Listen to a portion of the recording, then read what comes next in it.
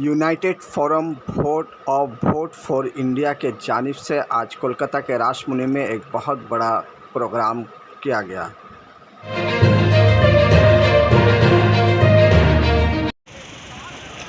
इस प्रोग्राम में IAS officer हर्ष मंडल, रतन,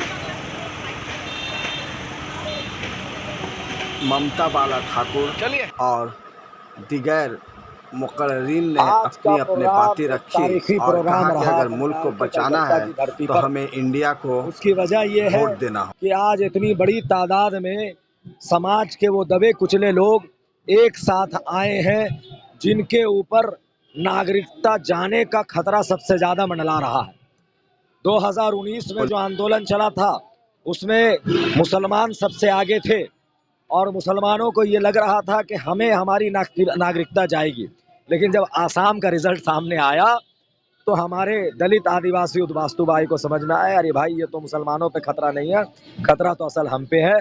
तो वो अपनी नागरिकता की डिमांड कर रहे हैं और वो जो भारतीय जनता पार्टी जो भौता दिया है इन लोगों को, उससे इनकी आंखें खुल गई। तो उन्होंने हमारे साथ चलने का 2014 के बाद आप इंडिया को कहाँ देख रहे हैं? 2014 के बाद इंडिया को दलदल में देख रहे हैं, इसीलिए उस इंडिया को फिर से उजागर करने के लिए हम इंडिया का समर्थन कर रहे हैं। इंडिया अलायंस को से क्या उम्मीद लगा के रखते हैं 2024 के लिए? देखिए, इंडिया अलायंस को मजबूत करने के लिए दो तरह का बातें होती हैं। पहले एक बात समझ ले अच्छी तरह से, एक पॉलिटिकल और एक पब्लिक। जब तक सियासी तरीके से जोट नहीं होता, जब तक पॉलिटिकल लोग मजबूत नहीं होंगे, आप लाख चिल्ला लें आपको कोई फायदा हासिल नहीं होगा। इसीलिए हम लोगों ने वो काम किया है कि इंडिया जोड़ को पब्लिक समर्थन मिला है कि आप अपने जोट को मजबूत करें, हम आपके साथ हैं, और अगर जोट में नहीं है तो वोट भी नहीं है। पत्रकारिता आज के लिए दो चीजें होती हैं, तो पत्रकारिता होती है या चाटुकारिता होती है। जो इस देश की नेशनल मीडिया करती है वो होती है चाटुकारिता। पत्रकारिता करना इतना मुश्किल हो गया है कि आपने भी एक नाम सुना होगा, विशाल किशन, जो न्यूज क्लिक किया कि आपको उनको पता होगा, उनके ऊपर दिल्ली पुलिस अभी कार्रवाई उनके ऊपर दिल्ली पुलिस ने बिठा रखी है। अभी वो दिल्ली पुलिस के स्पेशल सेल के ऑफिस में ही बैठे हुए हैं, उनके साथी भी बैठे हुए हैं। तो पत्रकारिता करना आज इतना मुश्किल हो गया है, इतना मुश्किल हो गया सरकार की खिलाफत करना कि अगर कोई सरकार की खिलाफत करे तो देशद्रोही हो गया, कोई किसी की विचारधारा सरकार से मैच ना करे तो वो आतंकवादी हो गया, वो टेररिस्ट हो गया, वो पाकिस्तानी हो गया, वो खालिस्तानी हो गया। कोई इनकी विचारधारा से मैच ना करे तो उसको कहते हैं कि पाकिस्तान चले जाओ। अरे भैया, ये देश आपका नहीं है, ये देश हमारा भी, ठीक है ना। और आपने इस देश के लिए कुछ नहीं किया, आपने तो बांग्लादेश की लड़ाई लड़ी है, तो आप बांग्लादेश क्यों नहीं जाते? हमारे देश के प्रधानमंत्री एक चीज में माहिर है और वह झूठ बोल रहे हैं। हमारे देश के मुसलमानों से उनको तकलीफ होती है और विदेश के मुसलमानों के हाथ चूमते हैं, उनको गले लगाते हैं और पाकिस्तान की बिरयानी तक खाते हैं। ये देश के लोगों को समझना होगा कि आज जो देश की स्थिति है उसको परिवर्तित करना होगा। जय हिंद, जय भारत, वंदे मातरम। हम इस देश में वो लोग हैं जो अपनी माँ से ज्यादा अपनी मातृभूमि से प्यार करते हैं, और जब बात हमारी मातृभूमि की आएगी, अपने देश, अपने वतन और अपनी मिट्टी की आएगी, तो इस वतन के लिए हम अपनी जान देना भी जानते हैं। ये याद रखिएगा जी। एक बात आप मुझे बताइए, घर से भांग वांग खा के आते हैं आप? नहीं, आपको दिखता नहीं है कि देश में महंगाई है, बेरोजगारी है, किसान आत्महत्या कर रहा है। अभी 34 घंटे में जो महाराष्ट्र के अंदर अस्पताल के अंदर 31 लोग मर गए। नहीं चिल्लाऊं? किस पे चिल्लाऊं? वहाँ डोनाल्ड ट्रंप से जाके पूछूं कि महाराष्ट्र में लोग क्यों मर रहे हैं? ये जो बाइडेन से पूछूं? बताइए ना। ये सऊदी के प्रिंस से पूछिए, दुबई वाले प्रिंस से पूछूं, किससे पूछूं? जरा सवाल का जवाब दीजिए ना। आप कह रहे हैं बीजेपी पे क्यों चिल्लाते हैं? आपकी रिश्तेदारी है नरेंद्र मोदी जी से? मैं कह रहा हूँ आपकी रिश्तेदारी है मोदी जी से, आपको क्या दिक्कत है मोदी जी के खिलाफ बोलने के लिए? बताइए ना। मेरे को डेमोक्रेसी में हक अधिकार है, मोदी जी को प्रधानमंत्री से हटवा दीजिए, ना सवाल करूंगा ना चिल्लाऊंगा मोदी जी के ऊपर। क्यों बैठे हैं कुर्सी पर? जब सवाल का जवाब नहीं दे सकते तो हट जाए कुर्सी से, उतर जाए नीचे, क्या दिक्कत है? अरे तो सब्सक्राइब आप करिए ना। मोदी जी कहते हैं कि उनको चाहने वाली इस देश की 125 करोड़ जनता है, लेकिन वोट मोदी जी को जो है, मोदी जी के यूट्यूब चैनल पर सब्सक्राइबर मात्र 2 करोड़ हैं। इनकी पार्टी के कार्यकर्ता 15 करोड़ हैं, ये कहते हैं 15 करोड़, यानी इनकी पार्टी के लोग ही इनको पसंद नहीं कर रहे हैं। और प्रधानमंत्री मोदी जी कह रहे हैं, भाइयों बहनों मित्रों, मेरे चैनल को लाइक करें, शेयर करें, सब्सक्राइब करें, फॉलो करें। ये नया बिजनेस शुरू कर लिया है। ये प्रधानमंत्री नहीं, ये इंटरनेशनल ब्लॉगर है जो घूम घूम के ब्लॉगिंग करने का काम करते हैं। देश के इतिहास में पहली बार ऐसा हुआ है कि किसी प्रधानमंत्री ने अपना यूट्यूब चैनल खोला है। तो प्रधानमंत्री जी क्या कर रहे हैं? मुझे अब ऐसा लगता है कि पहले तो ये देश को बेचने का काम करते थे, प्राइवेटाइजेशन करते थे। अब इस देश को यूट्यूब चैनल पर बेचेंगे, मतलब फोटो खींच खींच कर डालेंगे। किसी को खरीदना हो तो बताइए। क्योंकि ये जो है, जिनको आप समझ रहे थे कि रंगा बिल्ला लीडर, इनको आप समझ रहे थे ना लीडर, ये लीडर नहीं है, प्रॉपर्टी डीलर है, जो देश को बेचने का काम कर रहे हैं। और आपने चाय वाले के हाथ में तो दे दिया है देश। अब आप देख लीजिएगा कि क्या इस देश की हालत होने वाली है। दूसरी बात ये है कि इस देश के अंदर कुछ लोग ऐसे हैं जो संविधान बदलने की बात कर रहे हैं। उनको बता देना चाहता हूँ कि आरएसएस का निक्कर नहीं है कि जिसको निक्कर से फुल पैंट कर दिया। ये बाबा साहब का संविधान है, जिस संविधान के बिना एक पुलिस की चौकी नहीं चलती। और आप देश चलाने की बात करें तो बात आपको समझ 15 साल से यूट्यूब चलाते हैं और 2 करोड़ इनके ऊपर फॉलोवर्स है। आप देख लीजिए कितनी जनता इनको पसंद करती है, आप खुद अंदाजा लगा लीजिए। गोदी मीडिया का मुझे लगता है कि पैचअप होने वाला है, पैकअप होने वाला है। गोदी मीडिया का भी अब काम समेट गया, सारे काम यही कर लेंगे। भीख भी इस आदमी ने मांग ली, चाय भी इस आदमी ने बेच ली, बांग्लादेश की लड़ाई भी लड़ ली और अब यूट्यूबर भी बन गया। तो हमारे देश के यूट्यूबर प्रधानमंत्री जो आपके 56 इंच वाले चचा हैं, ब्लॉगर चचा जो हैं, उन्होंने अब ये काम शुरू कर दिया है। देश के लोगों को लड़ाना है, उनका भिड़ाना तो उनका काम है। हमारे देश के मुसलमानों से नफरत करते हैं, विदेश के मुसलमानों के हाथ भी चूमते, गले भी लगाते, पाकिस्तान की तो बिरयानी भी खा जाते हैं, इतना प्यार है उनको। तो ये बात देश की जनता को समझनी चाहिए। और प्रेम और सद्भाव जो बताते थे, उसी रास्ते पे हम लोग चल के बंगाल से पूरा जो है नफरत को कुचलने के लिए एक बार प्रयासरत है। कितनी उम्मीदें हैं, उम्मीद हमारी पूरी है। आप देख सकते हैं वोट परसेंटेज इंडिया गठबंधन का कितना रहा है और बीजेपी का कितना रहा है। जब लालू प्रसाद यादव ममता हम नफरतवादी ताकतों को कुचलने के लिए बीजेपी के एक कैंडिडेट के खिलाफ इंडिया गठबंधन का एक कैंडिडेट खड़ा होगा और ऐसा होता है तो मैं टाइट ठोक के कहता हूँ कि भारतीय जनता पार्टी का जो है नाम और निशान भारत से मिट जाएगा। ये लोग बनाने चले थे कांग्रेस मुक्त भारत, लेकिन भारतीय जनता पार्टी बीजेपी मुक्त भारत हो जाएगा। আমাদের কোনো মানুষ যদি ইন্ডিয়ার মানুষ যদি আমেরিকাতে যে জন্ম দেয় তার নাগরিকত্ব দিতে হয়, কিন্তু আমরা ইন্ডিয়াতে জন্মগ্রহণ করে আমরা নাগরিকত্ব পাবো না। তাহলে আমাদের ইন্ডিয়ায় কি মূল্য আছে, কি স্বাধীনতা আছে আমাদের? এই স্বাধীনতা আমাদের জন্য নয়, এই স্বাধীনতা ইংরেজরা আজকে তাদের লড়াই করে আজকে তাদের এই দেশ থেকে বিতাড়িত করেছে, কিন্তু আমরা এখনো প্রকৃত স্বাধীনতা পাইনি। যদি আমরা পাতাম তাহলে আমাদের মনে হরি গুরুচাঁদের নেতৃত্বে, যে জগন্নাথ মন্ডলের নেতৃত্বে বাবা সাহেব ভীমরাওকে তারা ভোটে জিতিয়ে তাকে পাঠিয়েছিল দিল্লিতে সেই সংবিধান লেখার জন্য।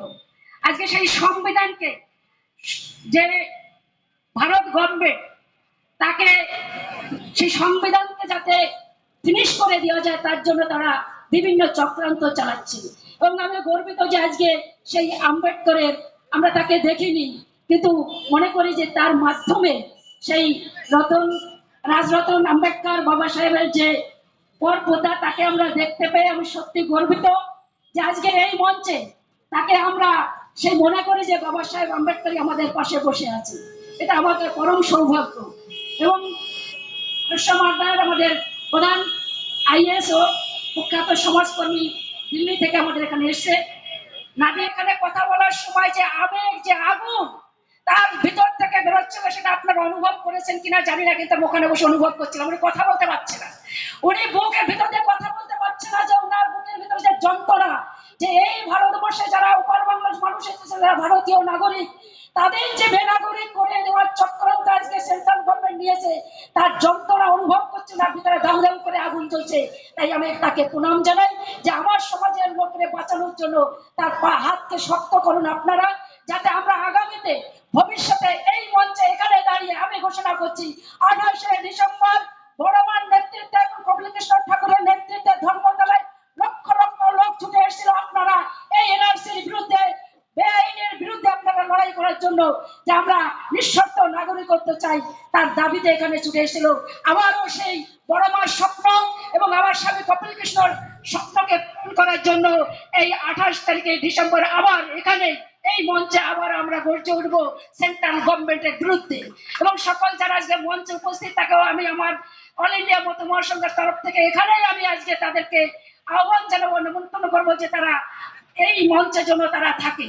এবং আজকে रतन राज अम्बेडकर ताकि हमें क्योंकि उसका बांग्ला इतना अच्छा आते नहीं, समझ में भी नहीं, शायद नहीं आते, फिर भी मैं यही बोल रही हूँ क्योंकि मैं भी महाराष्ट्र की लड़की हूँ। मैं भी रिफ्यूजी होकर वहां पे गई थी चंद्रपुर में।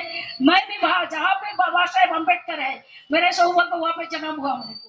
फिर आज जो समाज बंगाल से जो समाज कोई दूसरा बंगाल के लोग अम्बेडकर बाबा साहेब अम्बेडकर नहीं भेजे थे, जो यही पिछड़े वर्ग के लोग हैं, जो दलित समाज के लोग हैं, जो ये डंका और निशान लेकर जो दौड़ रहे, जो वही लोग बाबा साहेब को दिल्ली में भेजे थे आज संविधान करने के लिए रचयिता। उसी संविधान को मैंने एक बार नहीं हजारों बार मैंने देखा, उस संविधान को तो नमन भी किया मैंने, जो लाइब्रेरी में रखा है पार्लियामेंट में। तो वहां पे मैंने देखा कि 1 नंबर पे जो चेयरमैन है उसको सिग्नेचर करने के लिए उसको जगह देना चाहिए, लेकिन उसको नहीं दिया क्योंकि वो शेड्यूल कास्ट है, इसलिए ओबीसी एससी है, इसको सिग्नेचर करने के लिए जगह भी नहीं रखा। एक साइड में अम्बेडकर बाबा साहेब भीमराव अम्बेडकर उनका सिग्नेचर है, मैं बहुत बार उसको देखा और नमन भी किया क्योंकि बाबा साहेब अम्बेडकर हमारे समाज के हैं, मैं गर्वित हूँ। और हरि गुरुचार्य जो है वो भी इस समाज के लिए जो किया, जो जात पात तोड़ के एक मानवता धर्म दिया, वो यही भारतवर्ष में। तो मैं इसी को हिंदी में इसलिए बोल रही थोड़ा सा क्योंकि उनको मालूम पड़ना है कौन जात कौन हरि गुरुचार्य कौन है। ये गुरुचार्य ठाकुर को जो गांधी थे उन्होंने खुद अपने हाथों से चिट्ठी लिखे थे उन्हें। फिर मेरे ससुर को पीआर ठाकुर जो है, प्रमोद रंजन ठाकुर जो एमएलए थे, एमपी थे, मिनिस्टर थे, उनको भी उनके हाथ के चिट्ठी, गांधी के हाथ के चिट्ठी अभी भी हमारे पास में है।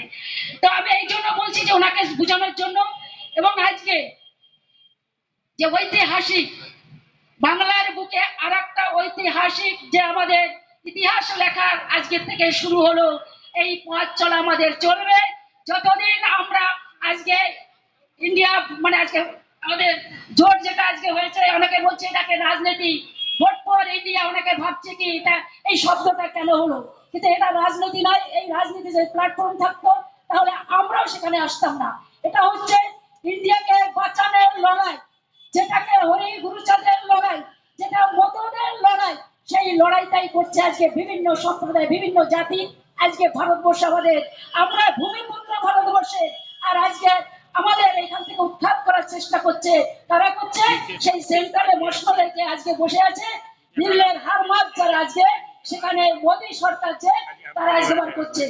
মোদী নাকি চাওড়া বিক্রি করতো, তাহলে আমরা তো আজকে একজন সোনার দিয়ে আজকে জমা করতে পারি না, কেন করে সে? তার মানে দেশটাকে পুরো তৈরি করে দিচ্ছে কাদের হাতে?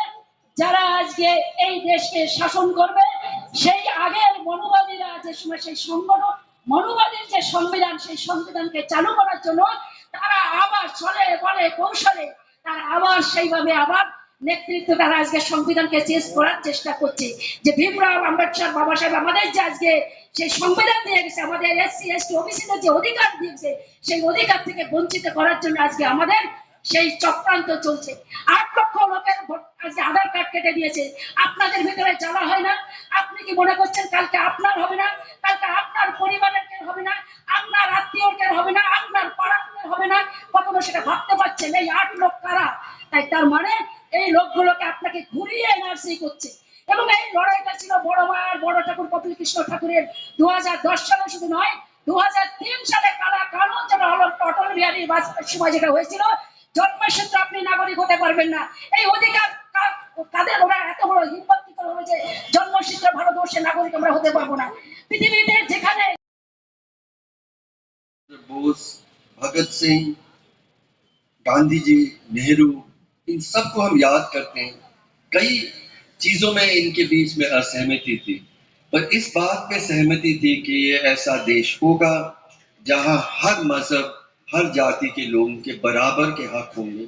इस देश में बराबरी होगी, इंसाफ सबके लिए होगा।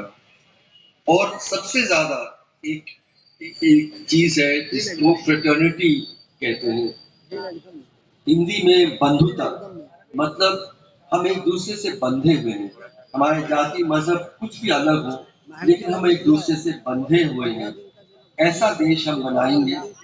वही देश की रक्षा के लिए आज हर जाति के, हर मजहब के लोगों को मिल के खड़ा होना है।